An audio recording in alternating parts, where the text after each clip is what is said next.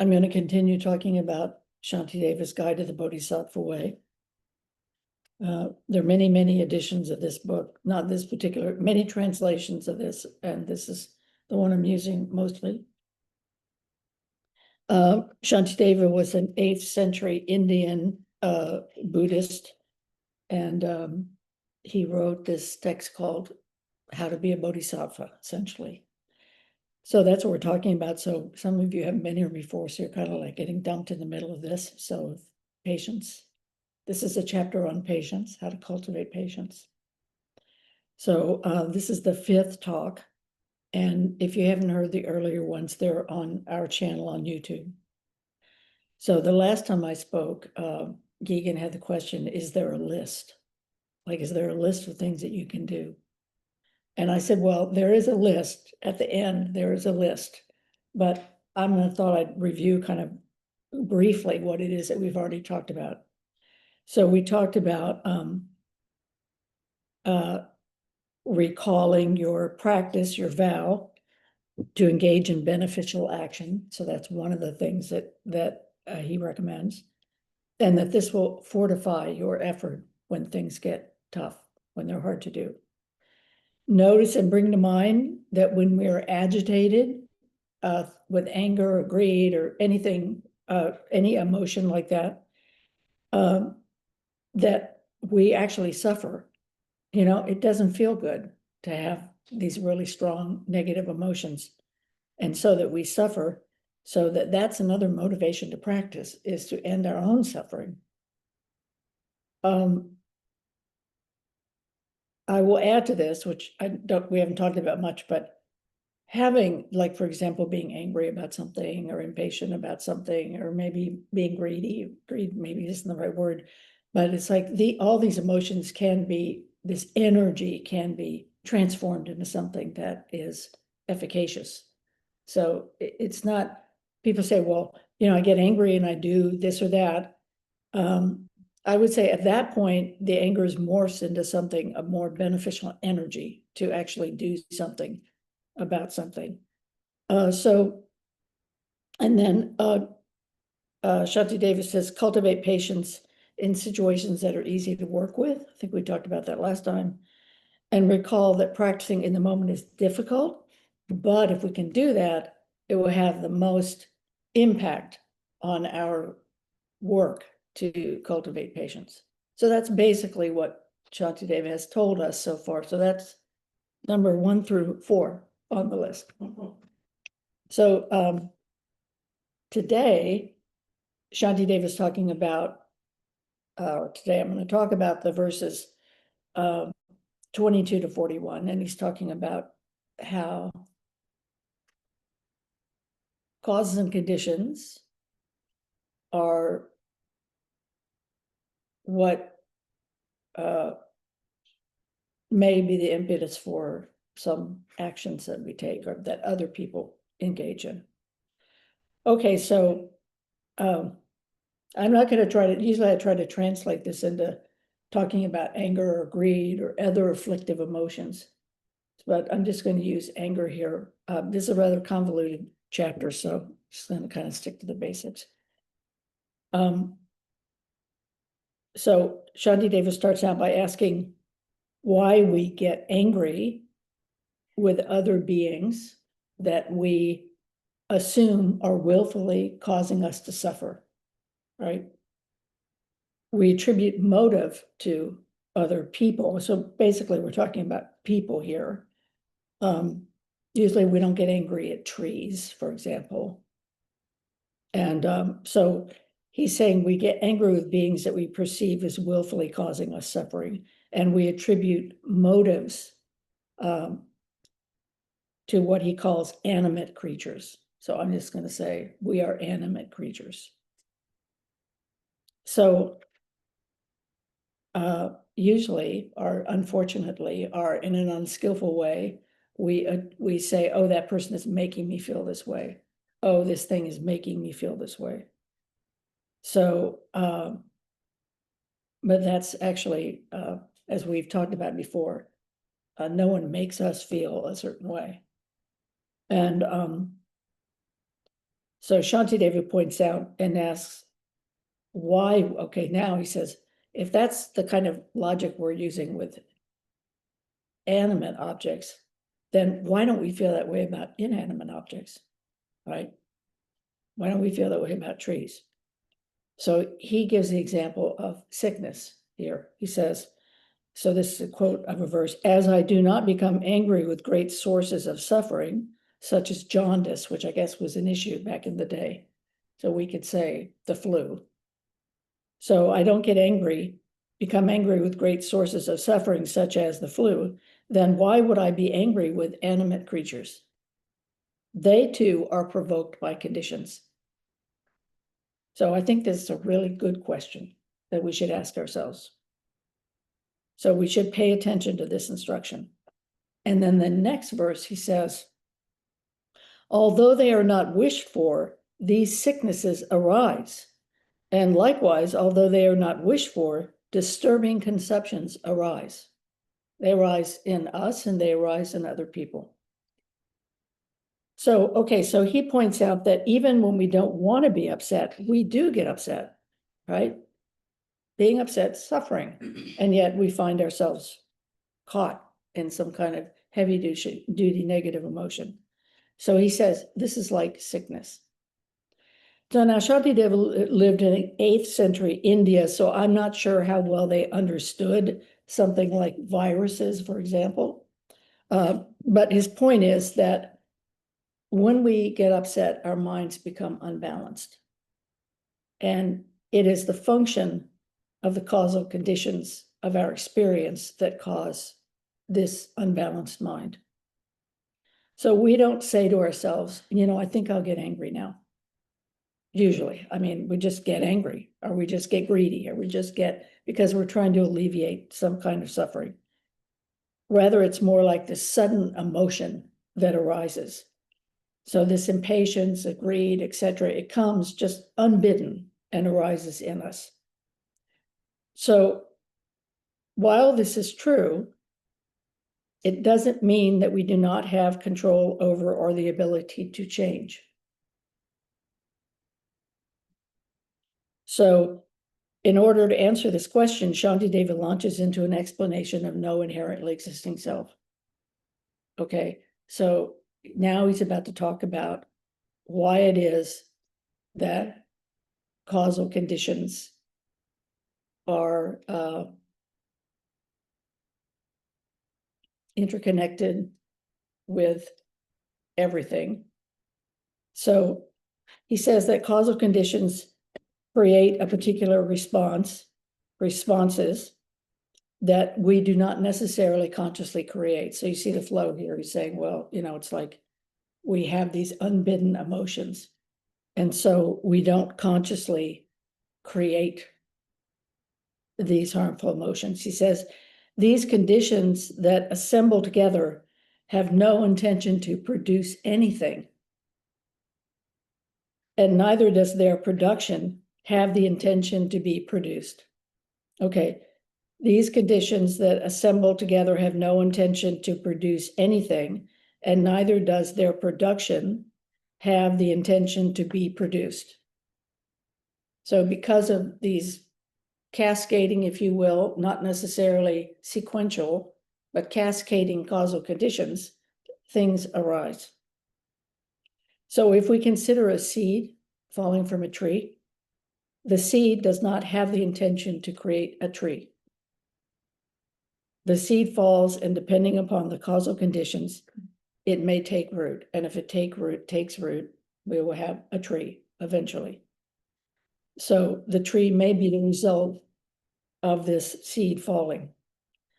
The whole process just is happening, but it's not a willful process in the sense that all the steps and stages of that process are not necessarily consciously intending for some particular thing to happen.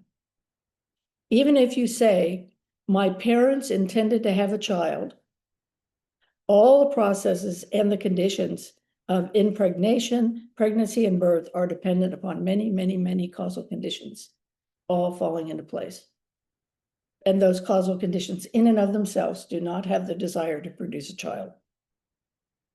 So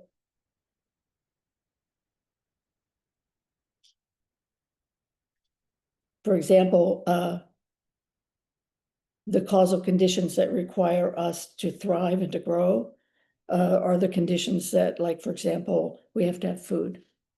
And in order to have food, there must be sun. Well, even true for us, we have to have sun, we have to have, darkness and lightness and all those things that are going on, just the physical nature of the world have to happen. Those causal conditions have to happen, or we cannot grow as people. Nothing could grow, right? So the sun does not have the intention to somehow produce vitamin D so that we can all, have stable minds because we're not suffering from vitamin D deficiency or whatever one had, the scurvy or whatever happens when you don't have that.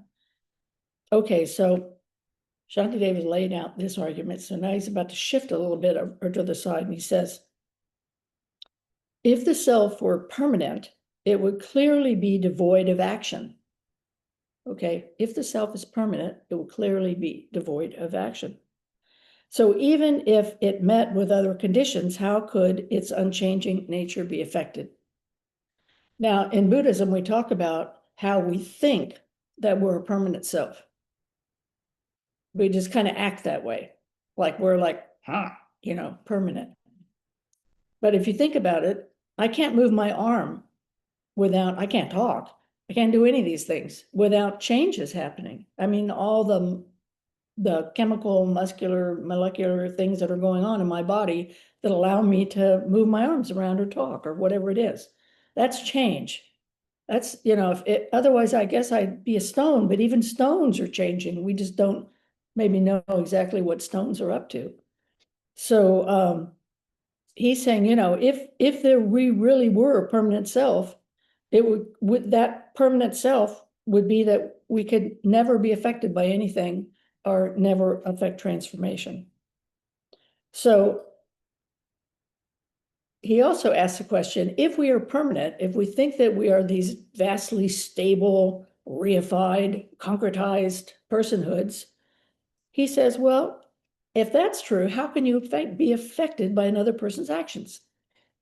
Right? Because if you were this permanent reified self, you'd have total equanimity because nothing could affect you. So what happens there that you get upset by what somebody else is doing? So we could never have the experience of changing emotions, and nothing could change because nothing would be affected by anything else. So he's pointing out the illogic of our thinking of ourselves in this way. So then he goes back to the question of harmful emotions. And he says about that, hence everything is governed by other factors, which in turn are governed by others. And in this way, nothing governs itself.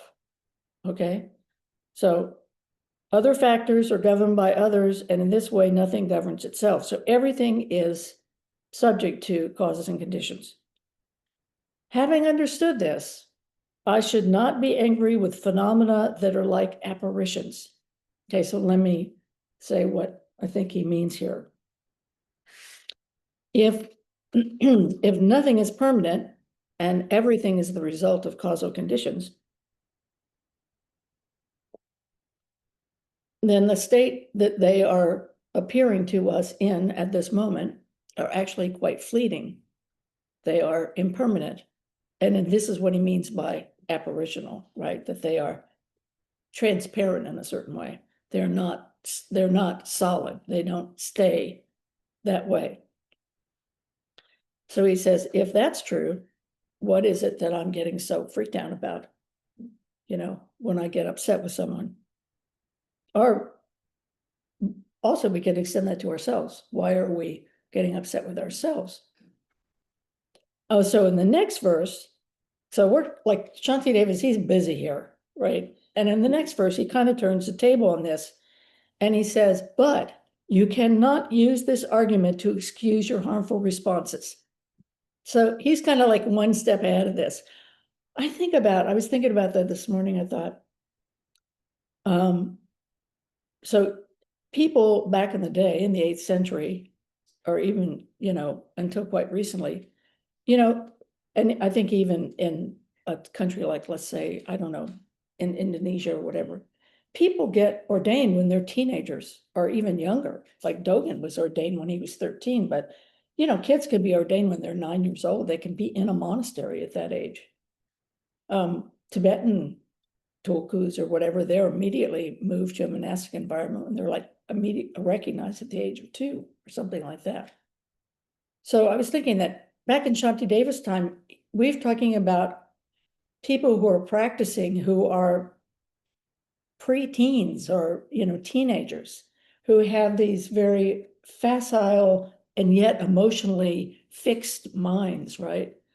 And so I was thinking, I could just imagine it's like herding cats, so he's like saying he's very, very like this about all this stuff. So I was thinking about, I thought, well, what would you do with a bunch of teenagers?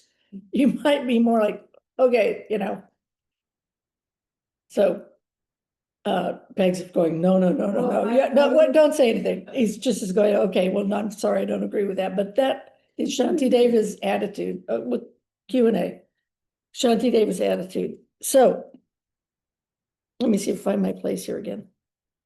So okay, so he says, if everything is unreal like an apparition, then who is there to restrain what anger?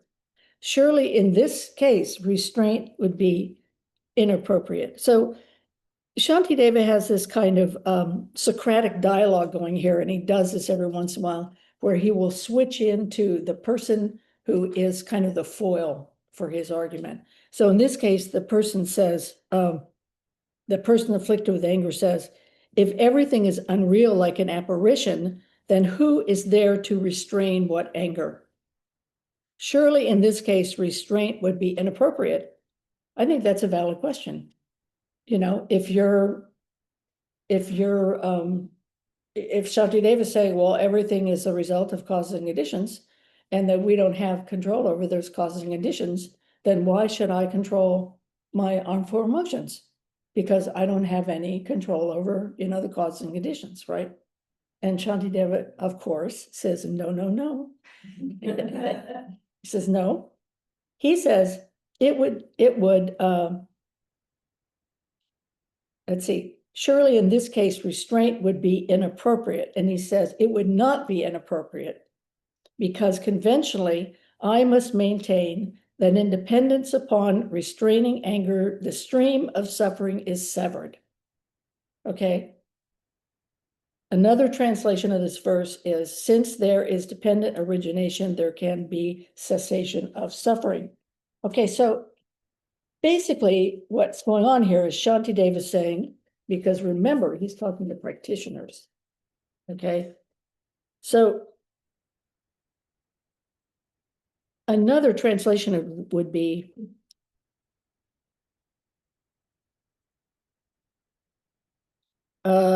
may it be thought, because resistance to anger and the like is not dependent on anything, who and what can resist.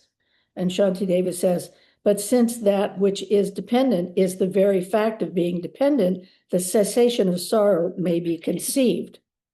Another translation is, Shantideva, the person would say, averting anger is inappropriate, for who averts what? And Shantideva would say, that is appropriate because it is a state of dependence, origination, and is considered to be the cessation of suffering. So this is kind of a convoluted verse. The way I understand what's going on here is that, first of all, the first part of this text is all about vow. It's all about the Bodhisattva vow and cultivating the Bodhisattva vow. And he says, may I be a bridge for those who need to cross over. May I be a doctor for those who are suffering. So this kind of vow to engage in altruistic response. So basically he's saying, I hold you as a practitioner to a higher standard. Or he says, because you are following this path, You cannot use excuses like that to avoid practicing, right? We cannot avoid practice. We have to, on some level, we don't have to be cruel to ourselves. That's not the point here. But we have to acknowledge that if we want to be engaged in the practice of a bodhisattva, which is to benefit all beings, right? To avoid doing harm, to do good, to benefit all beings, the three pure precepts. If we want to do that, then we have to engage in some kind of practice to shift the things that we do that are unskillful or harmful into skillful responses. The way I like to think about it is to use the word workable and not workable. Because if we talk about workable and not workable, we take out that element of I'm bad, I'm good, that kind of thinking, or I'm going to beat myself up or whatever. And then it just becomes, I did something that's not very workable. So how can I figure out a way to do this that is more, that works better in this situation? So he's not letting us off the hook. So,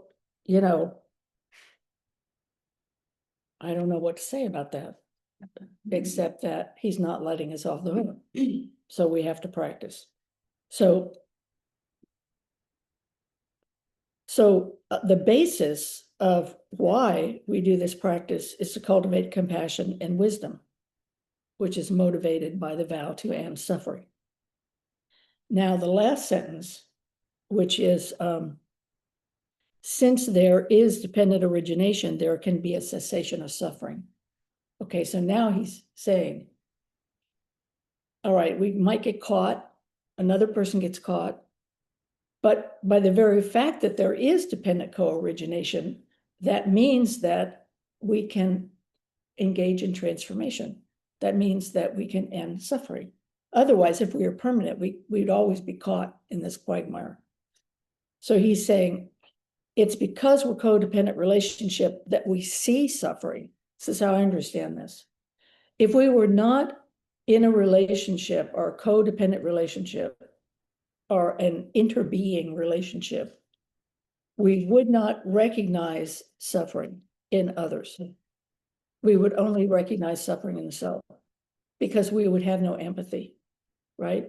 Because of the fact that we are all essentially in this cooperative, codependent sameness, if you will, as human beings, but creatures generally, right? Or we talk about trees suffering. We know things now about what we used to call inanimate objects. But in our school, we've always said, since many, many hundreds of years ago in Buddhism, it was said all beings are sentient. So it doesn't matter whether we're talking about trees or people or whatever. That sentiency is based on this cooperative, codependent, conditional process or relationship in which we are all, everything is all functioning. And in our school, we call this Buddha nature. This is the nature of the Buddha. What does the Buddha see? The Buddha sees this interconnected relationship. The Buddha sees, like Avalokiteshvara, hearing the cries of the world. So when the Buddha sees, when we see that, because we are that, we are not separate from that. And because we are that, we can see suffering. And because we see suffering, if we're open to that, arises compassion. Wisdom, technically, is no inherently existing self, no inherently existing this or that or whatever. What is that no inherently existing person, for example? It is just saying that we're in this codependent relationship, that we are in process, we are connected. And that connection is compassion, passion with. So compassion and wisdom are exactly the same thing. One side of the coin is compassion, one side of the coin is wisdom. Now, the question for us is, how are we going to spend that coin? The two things together are just two sides of the same thing called reality. So how are we going to be in reality?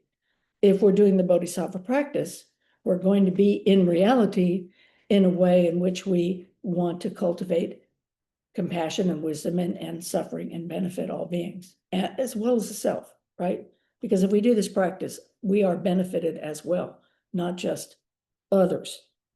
This is not idiot compassion, as Trungpa Rinpoche would say.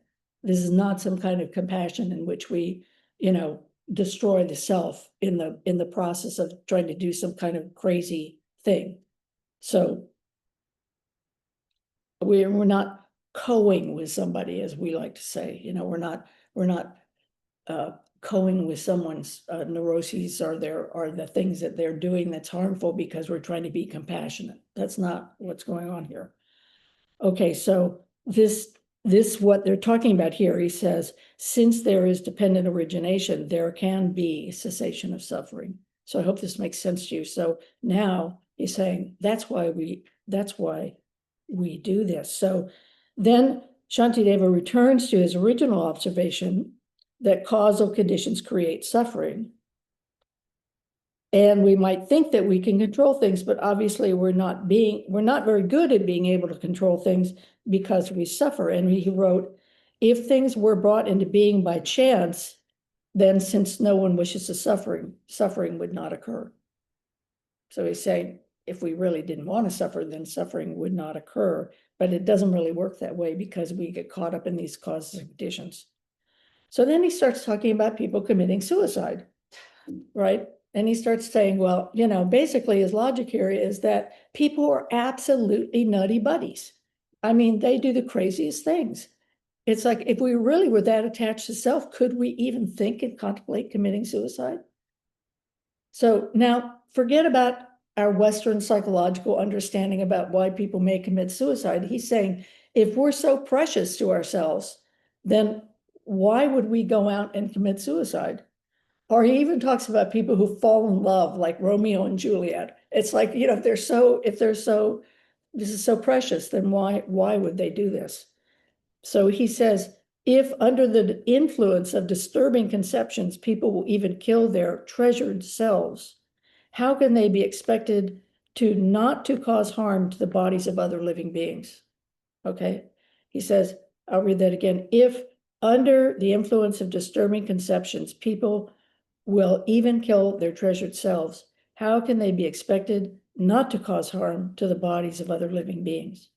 So he's saying, people get so caught in their delusion that they do the craziest things, basically.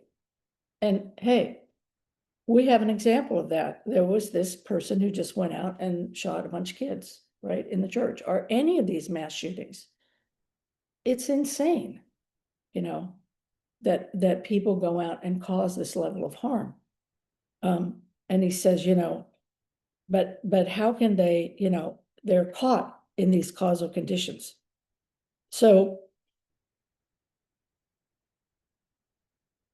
I think, his logic may be convoluted here for us, but I think it's really important to pay attention to what he's teaching here.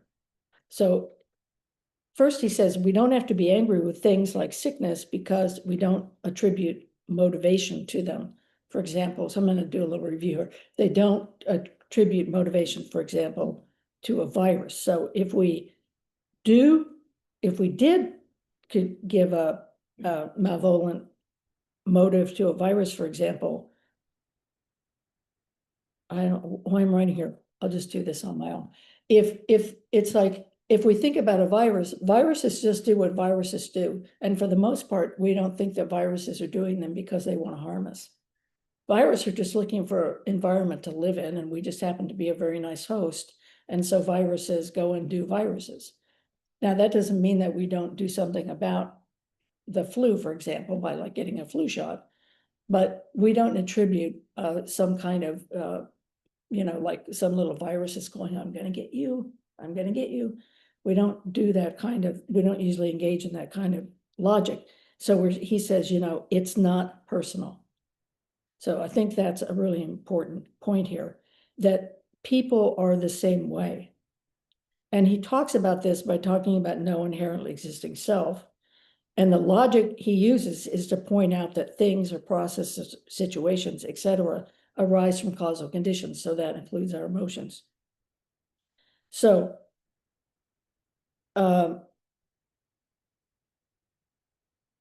he's presenting a case for why people do what they do. And he's also presenting the case that doing what they're doing is not personal. So in a way, even if someone engages in some way that they're trying to harm you,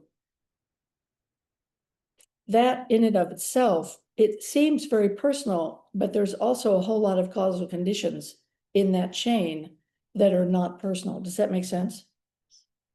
So he says, what he's saying is that why be angry when this happens?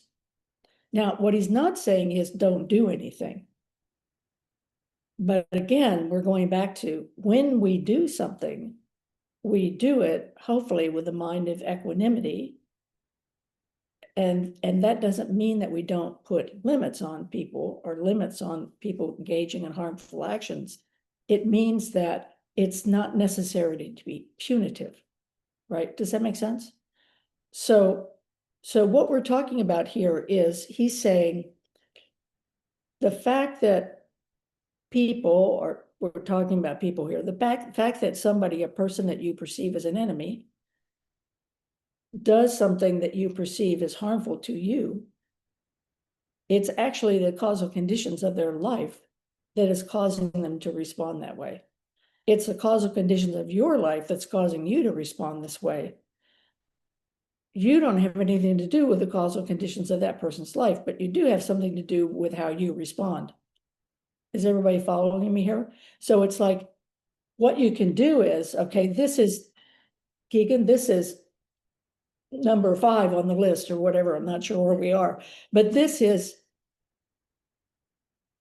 sitting down and saying to yourself, this person is caught in causal conditions.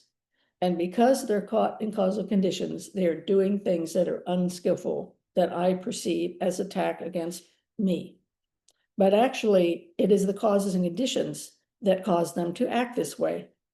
Because let's face it, we could be acting another way. We could be acting, if our response is anger, our response could be to be sad. Our response could be to break down and cry.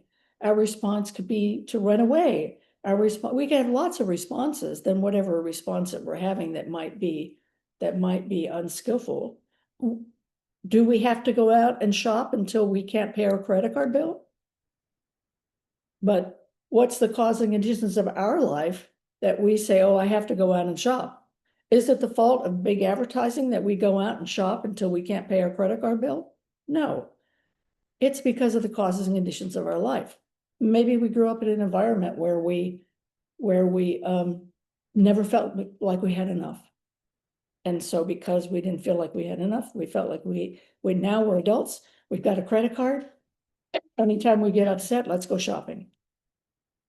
If you have the causal conditions where you feel frustrated, angry, upset, maybe you're physically abused or whatever it is, maybe you have a response of getting angry. You push things away. You say, no, no, no. Maybe you have the response of feeling like a victim. Maybe you have the response of, I don't know what it might be. But when we engage in responses that are not particularly helpful, usually there are some causing conditions. So if we are the person who is responding, now we're talking about me as a practitioner. I say to myself, you know what? I don't know what those causes and conditions are. And this person is not being particularly skillful with me. My job as a practitioner is to be skillful with them. I can't always do it, but that's my goal. So for example, let's say you have a friend who comes up to you and says something about your hair, for example, or something about your clothing. Like maybe they come up to you and they say, do you know you have a spot on your clothing? Or maybe they make some joke about your clothing or whatever it is. I'm just making this up. If they're a friend, we give them the benefit of the doubt. We don't assume they're attacking us. Maybe we say to ourselves, oh, I've been friends with her for years and she's always coming out with stuff like that. It's not personal. It's like, I'm not going to get upset. I love this person. It's like, they're like, sometimes they just say the weirdest stuff. if that, you don't like that person, all of a sudden it's an attack. You know, it's like, wait a minute, why are they pointing out to me I have a spot on my shirt? Like they want to make me feel bad about myself. They know I can't do anything about it right now. So it's like all of a sudden, it really depends on who's giving you this information. So that's something to think about too. Like, you know, why is it I give the benefit of the doubt to somebody I like, but I don't give the benefit of the doubt to somebody I don't like? So this teaching is saying, well, hey, how about meeting somewhere in here in the realm of equanimity, which is that, you know, in a kind of intelligent way, I give the benefit of the doubt to everybody, not just the people I like.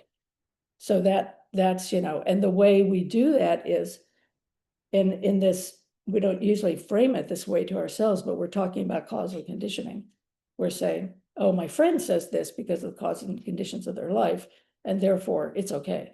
I'm not going to get upset. But if it's my enemy, forget about causes and conditions. They're just like out to get me, and I'm going to respond, you know. So there's that. So this is another technique for how we can create equanimity in our relationships. It's a tough technique because it requires us to be willing to drop our own agenda. So again, when you're working with this, some part of yourself is going to go, no, no, no, I'm not doing that. And the other part of you is like going, wait a minute, this is the teaching. Like this, how do I really do want to end my suffering and the suffering of others. Therefore, how can I cultivate equanimity? So maybe you're like, you know, the two little guys on your good and bad on your shoulder. One's like going, do this, no, do this, no, no, you know. And hopefully eventually you come to the place of, yes, okay, I'll do the practice, uncle, you know, I'll do this practice. And of course it's hard. It's no hard practice. So, all right, so that's really what this section is about. It's about in some ways, I would, at a shorthand, I would say it's exchanging stuff for others, although technically that's not what this means, but this way in which we are willing to put ourselves in the other person's shoe and give them the benefit of the doubt. Thank you.